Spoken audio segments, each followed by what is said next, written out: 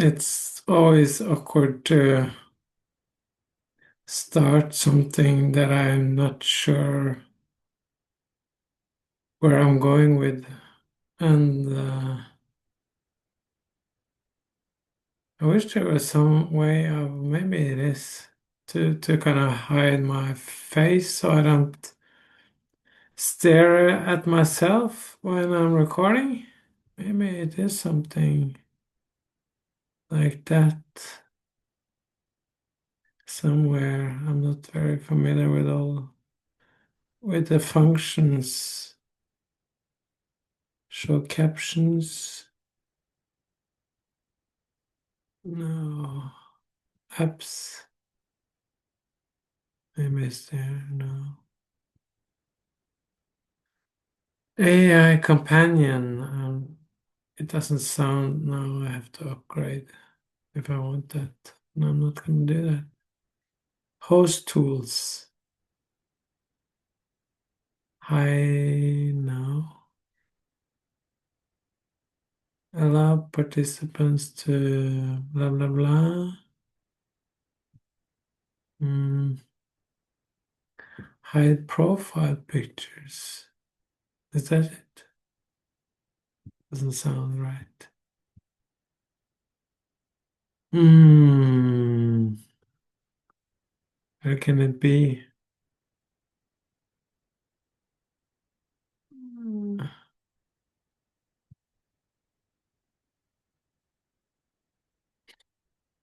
Okay, I guess I'm just gonna try it out. Maybe it's view, hide self view. Maybe that's it. No, it has to be. What does it say? Show self view. It is on hide self view. Self view enable until there's another video to display.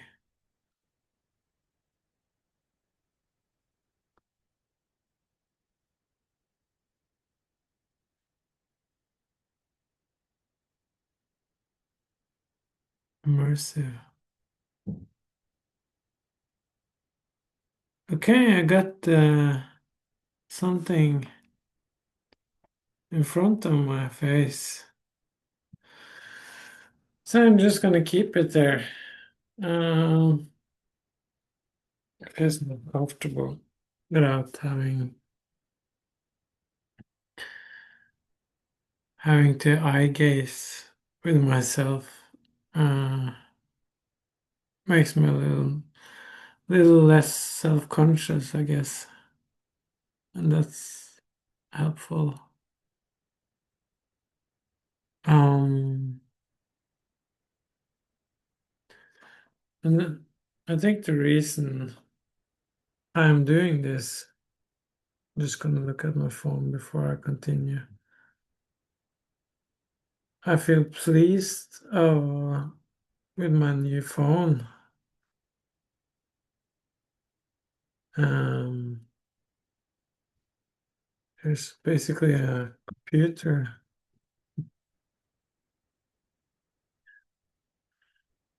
Uh,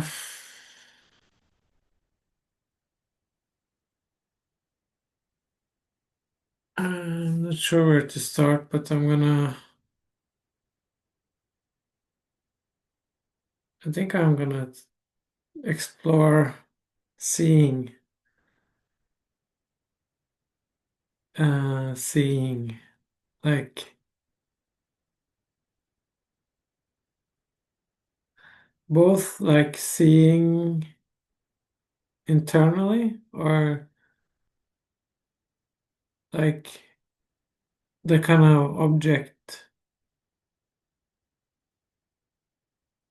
that you can notice, like thoughts and sensations and feelings and ideas or images that we can perceive just by being present, there's a whole world, inside of us. And we know this by the seeing and the presence. So there's a knowing. It's kind of obvious. Yeah, of course, that's how it is. And in order to do something at all, there has to be something consciously or unconsciously that drives us to take action. I think that's fair to say.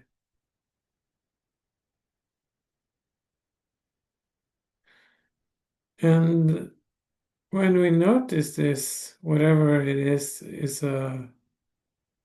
it voluntary that we take action, or is it involuntary that we just are used to taking action?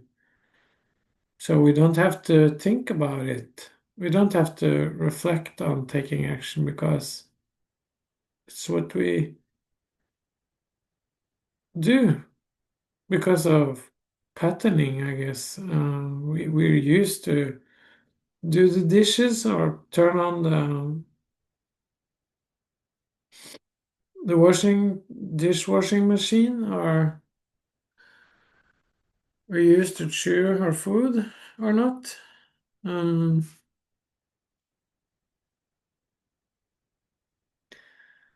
we don't have to reflect on that.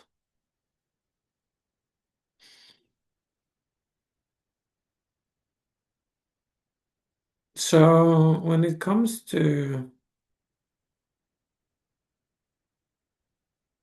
when to kind of go into the more conscious space, maybe mentalizing stuff that we're not particularly used to, like then everything changes if we're not used to seeing um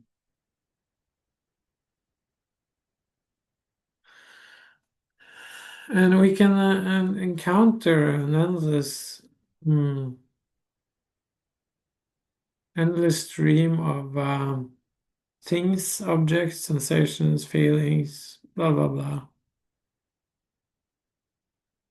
in that consciousness.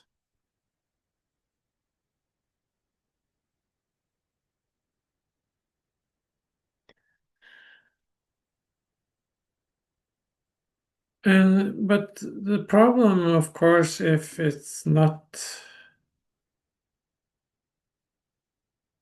that endless stream is um, filled with bullshit or um, bullshit or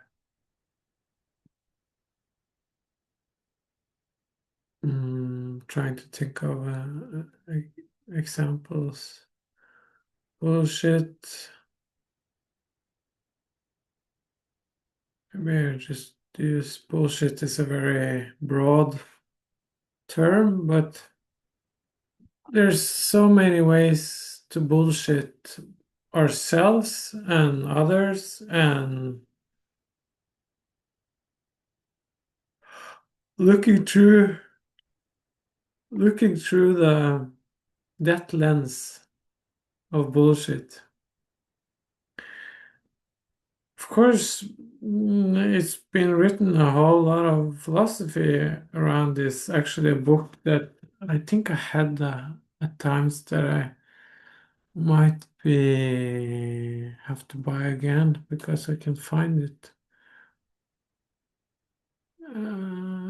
It's a Frankfurt. I think his name is wrote a whole book about bullshit and how our culture is immersed in bullshit in so many ways. Like advertising is a perfect example of bullshitting. And that might bring me to the way of seeing again, or the perception. If I look out on the world and just see the surface, then it's very easy to believe my eyes that's only looking and receiving bullshit, and the kind of smoothness and um and and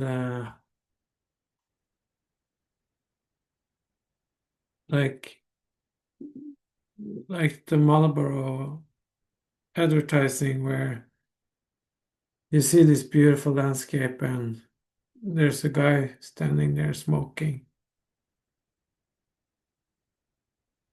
and that might look like, hmm, yeah, it kind of generates fantasies and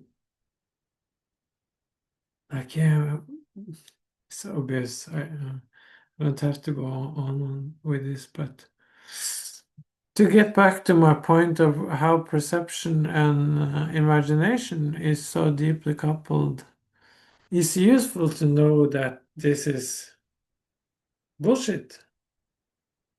The advertisement or whatever the surface tells me to start to imagine from.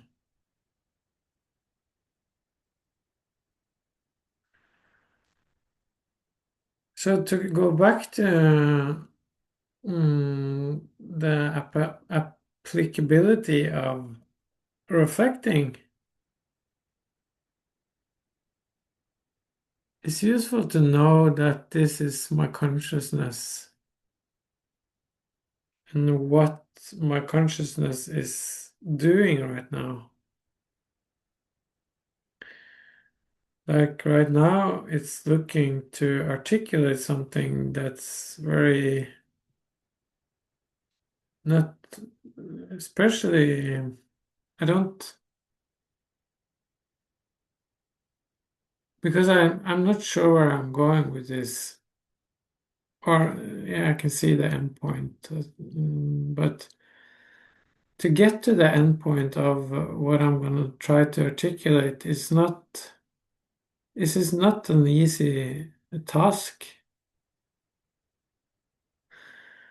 Because I don't want to just share the end point, because that would just make it a lifeless proposition. So I want to move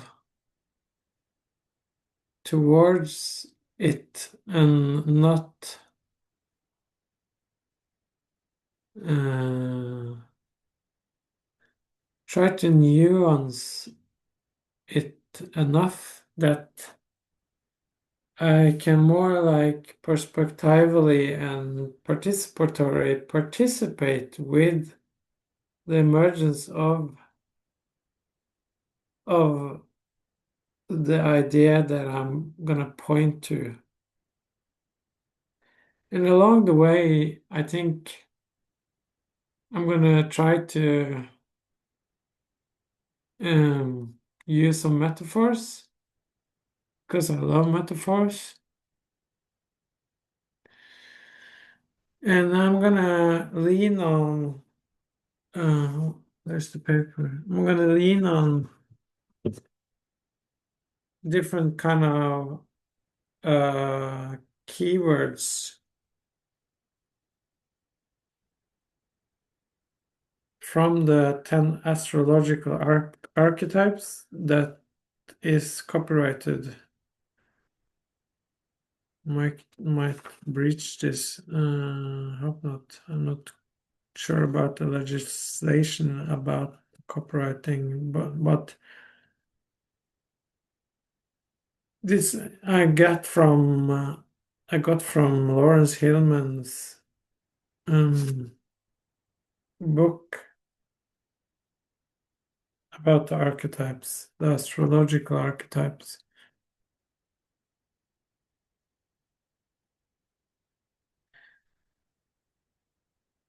I think I mentioned this in several videos, but I'm going to try to apply these metaphors and words to get to where I'm going in the exploration so it can more be hopefully more entertaining, and entertainment is a bad word, more interesting to listen to, and more like satisfying for myself to to articulate.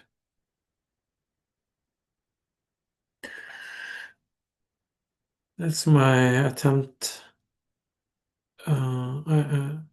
Of course, it's an attempt because I haven't planned this, but that's a part of the uh, process.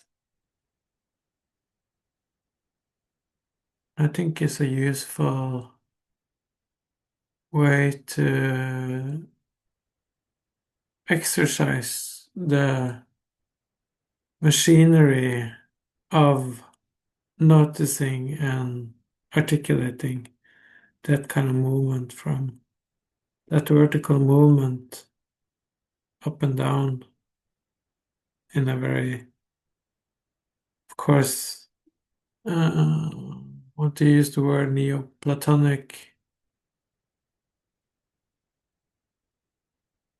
Yeah. I'm noticing I'm kind of, I have a headache, so I think I'm a little dehydrated. I'm gonna pause this and drink some water.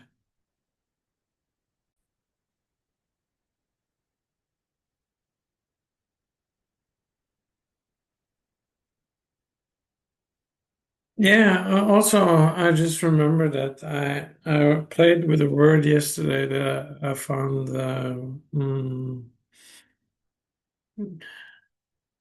play with a word and found that, like, usually, like, words is so useful when it's not like fixed,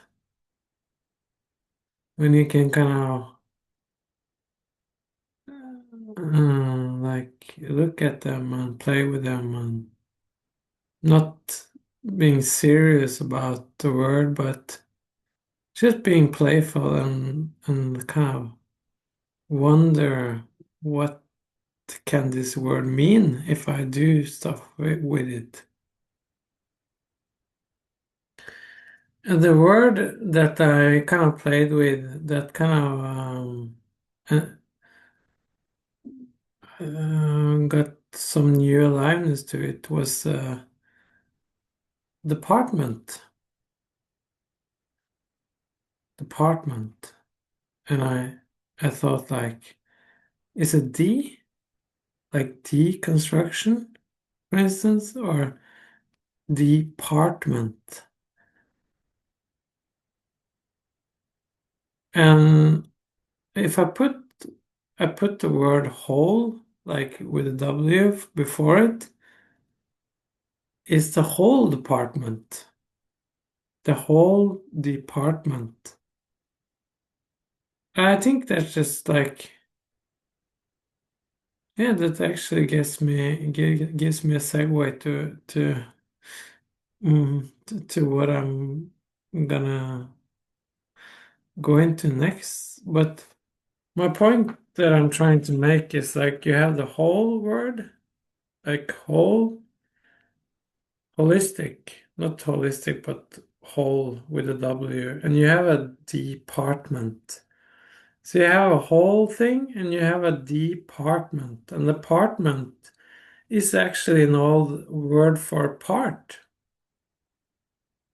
So you have the whole and you have the part. And it seems like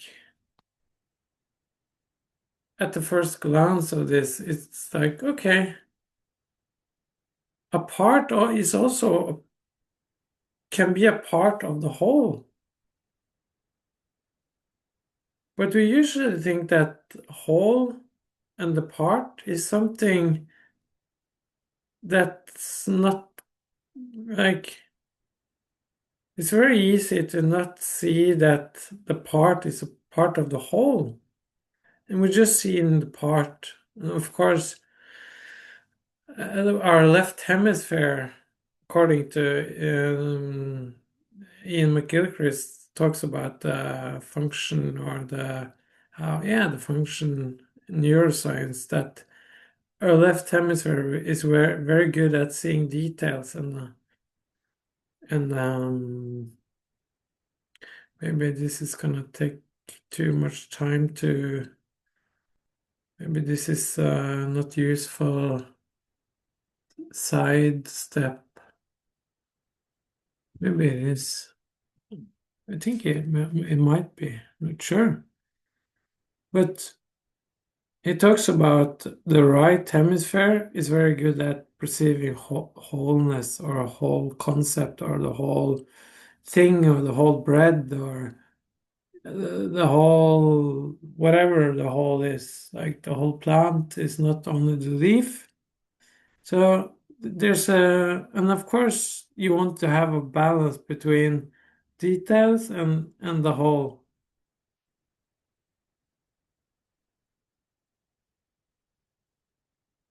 But we tend to focus more, and this is kind of his point with his work. The whole Western society is built up by logic, analysis, and details. For instance, like economics is very fine detail and a lot of numbers. It kind of makes sense on a logical level. And also, a lot of philosophy is based on systems, like systems you have to, and very rigorous, like science is very rigorous. It's kind of, you can argue, have, you can argue logically, and it looks like the truth. If you, yeah, you can't kind of disagree with science because it's logical, argumentative, it makes sense. And that what we're kind of missing in that picture is like there has to be a knower in order to get to know something like we're studying biology and we look at things and particles and atoms and all these detailed things. But there's something about like, yeah, if you forget that you have already formed kind of an expectation or you have a like an intuitive sense that it's I think what another way to put it, it's like being forgetting that there is a scientist, a human being that's studying, and he has some preconceived ideas, and probably a lot of being very invested in his research project. And why is that a problem? Of course, it doesn't have to be a problem if he also include his preconceived ideas in presenting the research project. And that's not always done. Like, because that can also, it's very complicated, and I don't know. Like, I'm not a scientist, so I'm just coming to, I'm kind of using my ideas and my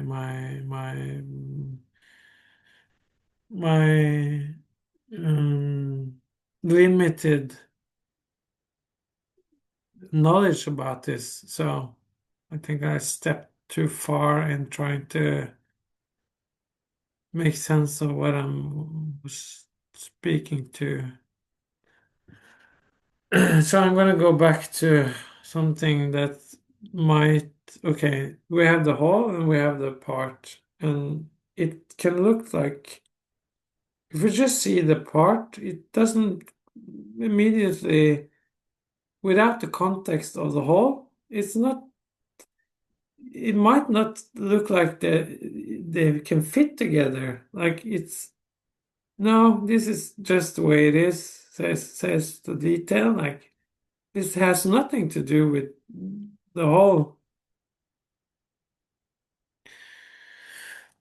And to use, finally, uh, that's more easy to grasp for me. The metaphor of Mercury, that brings me to the astrological archetypes, and that's both like, if we see Mercury as a substance, it has the capability, if you like break the term, like the whatever they're called, like when you measure temperature, it is a mercury in the container. And if you, and also another idea or another way to see this is Terminator 2, when this guy was the bad guy dissolves and kind of lays on the ground in all these parts, and the mercury is kind of zoop, zoop, like making it attracts itself.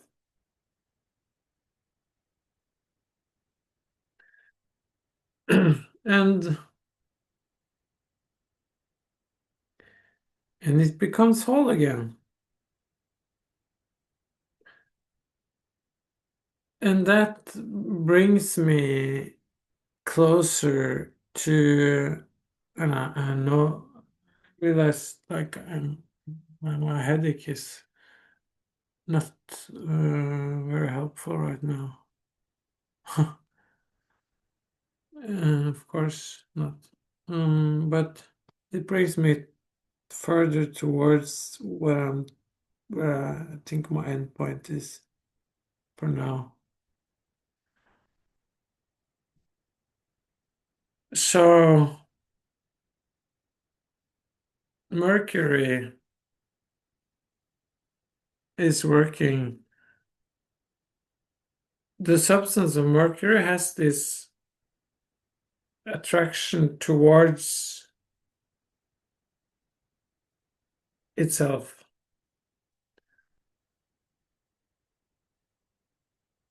And that It's also what is going on right now when I'm trying to make sense of things is in an astrological term, the Mercury quality, the planet quality is called the Lord of Mind. And the archetype is the storyteller. So that's what where I'm coming from. And I'm also trying to exemplify it by by using communication and speech and intellect to talk about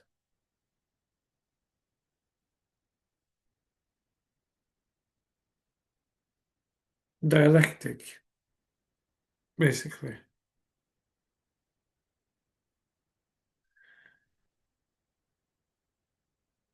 And I try to, like, in a very good, I think I talked to some people earlier today that I used that metaphor of, I was saying, like, yeah, do you know what dialectic is? No, what is it? No. And I used that metaphor of, like, Mercury, that it's attracting itself. And they got it. They like realized, yeah, this makes sense. So useful metaphor.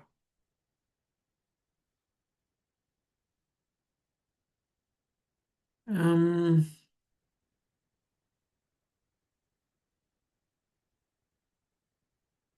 brings me to my proposition. I think I think it's a proposition where I'm gonna use the term developed or yeah that I heard and studied that John Vervaeke, Canadian cognitive science and blah blah blah, is talking about in his call. He calls it the relevance realization, and how is that connected to what I'm talking about? And what does relevance realization mean? So I'm gonna start with how this Mercury or the quality of Mercury and the whole and parts is connected to relevance realization. And I think I've already done it in a way, just by naming it. It feels like it, but I'm not sure. So I'm gonna again try to articulate something. Mm.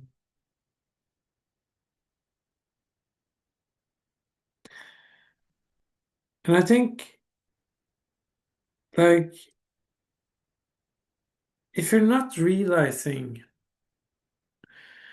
that this is only a part and it's departed from the whole, you get got and you're not seeing how relevant this part is to the whole.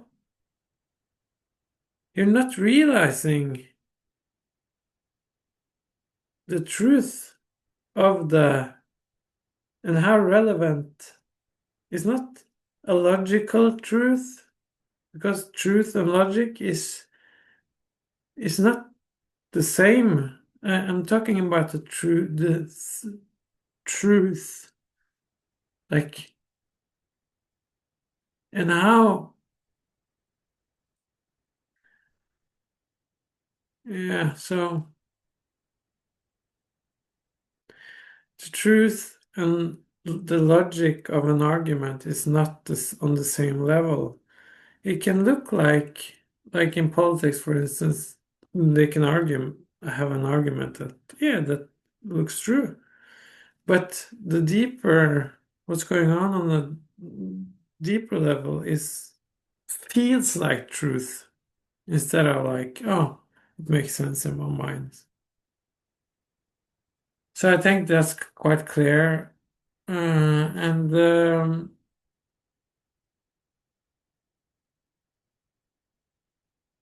so we can realize its relevant, its relevance, and it's not, it's, if we don't realize that the part is relevant to the whole,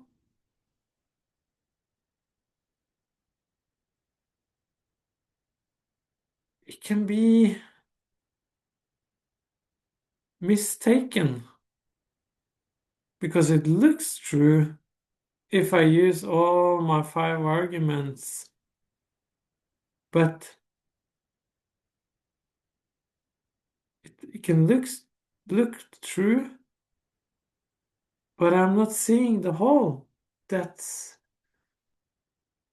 that's kind of that embraces and holds my logic in a broader, deeper, and higher sense.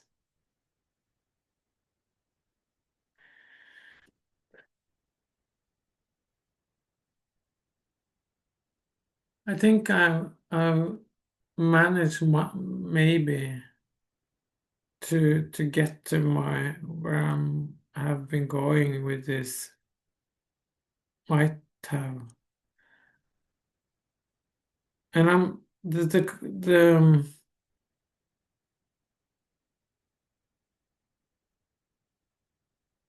context of everything before this, or where I'm getting to now.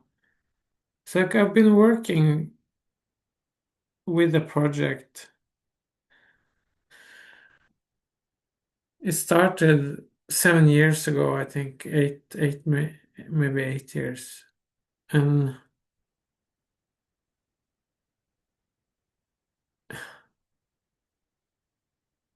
mm, earlier this morning, not sure why, maybe it's just the clarity that I noticed for some days now.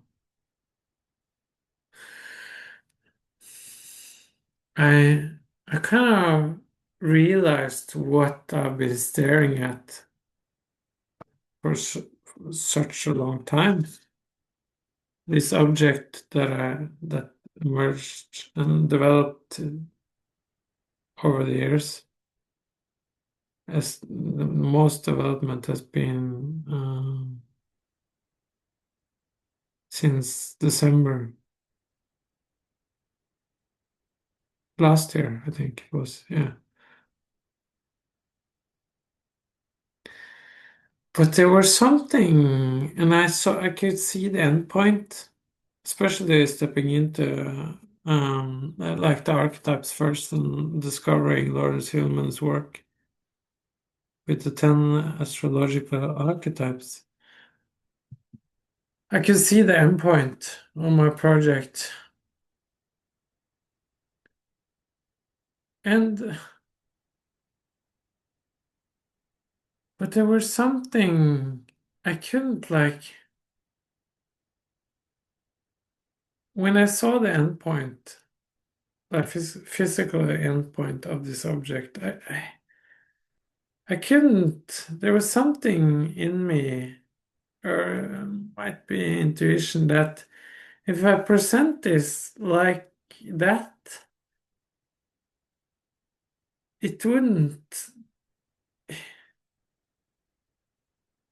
It would already be done. Like, and of course, my left hemisphere would like that. Like, yes, done.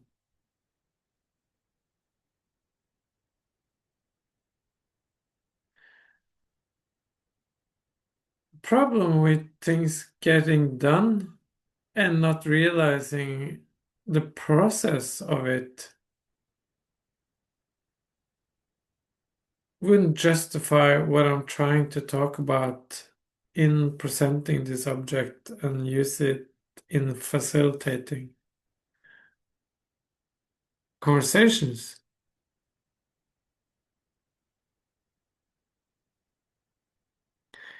And there's a whole lot of things to say about society, Western culture, meaning crisis, and our left hemisphere guided product commodifying mind and problem with that.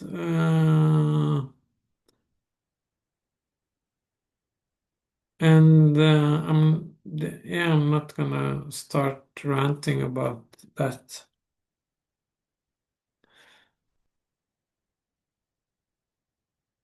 Thankfully,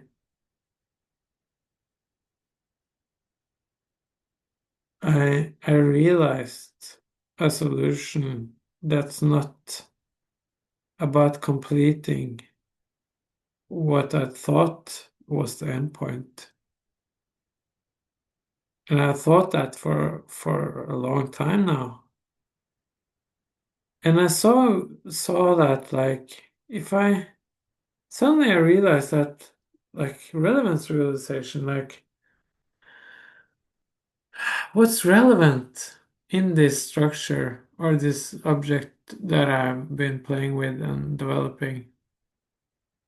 I didn't think this consciously, I have to say. It just like popped up and like, oh, I'm not sure why. And it's not necessary to try to figure out the why. But it can't suddenly, like I realized if I remove most of the things that's a part, brings me back to the part in the whole, then I can, if I remove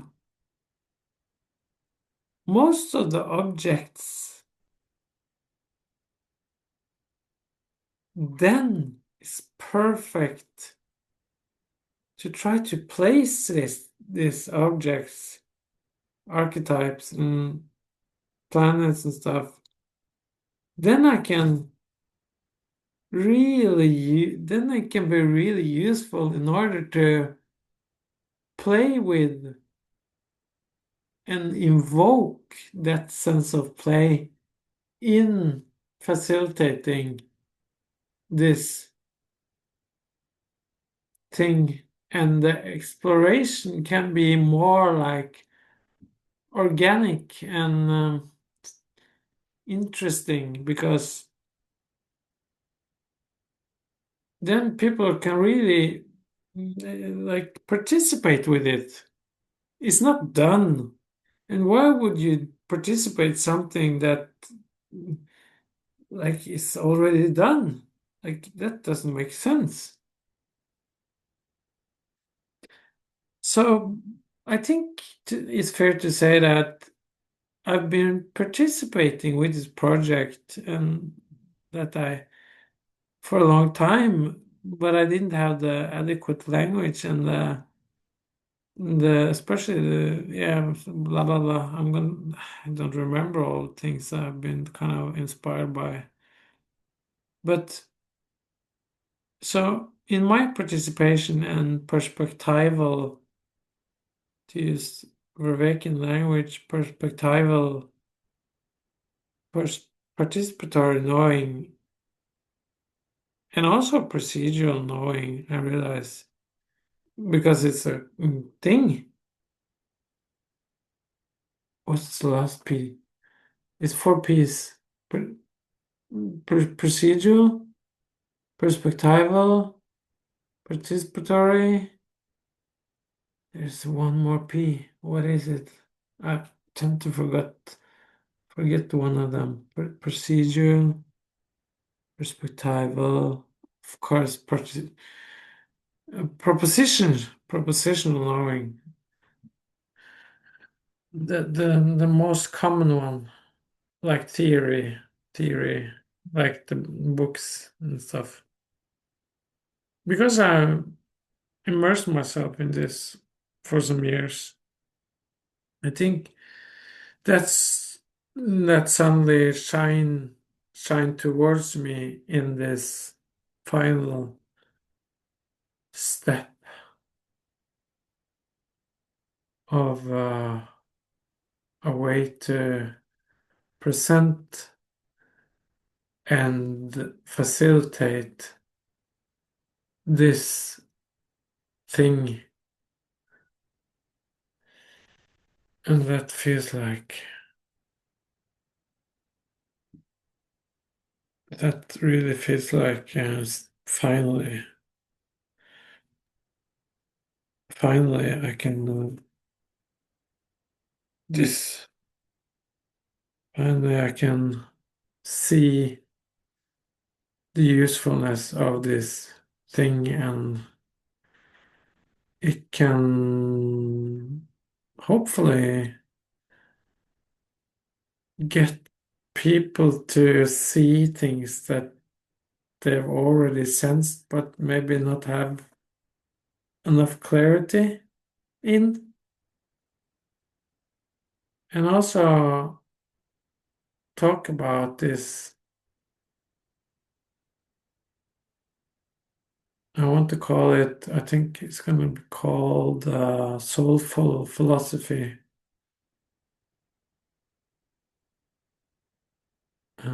That's how I'm going to name it, I think. So it feels like this or this being squeezed into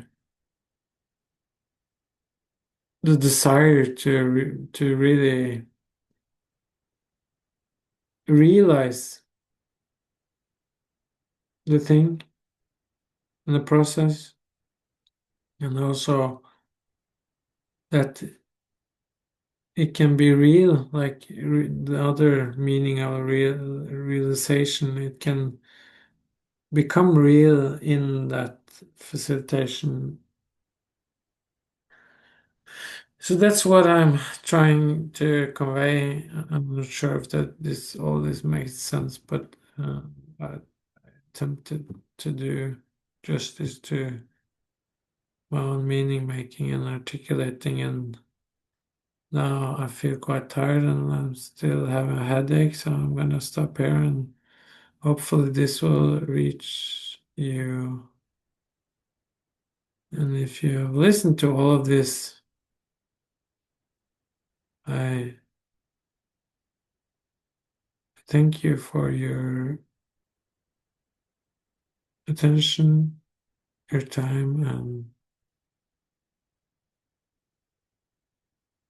yeah. Um, okay, I'm done, and see you soon.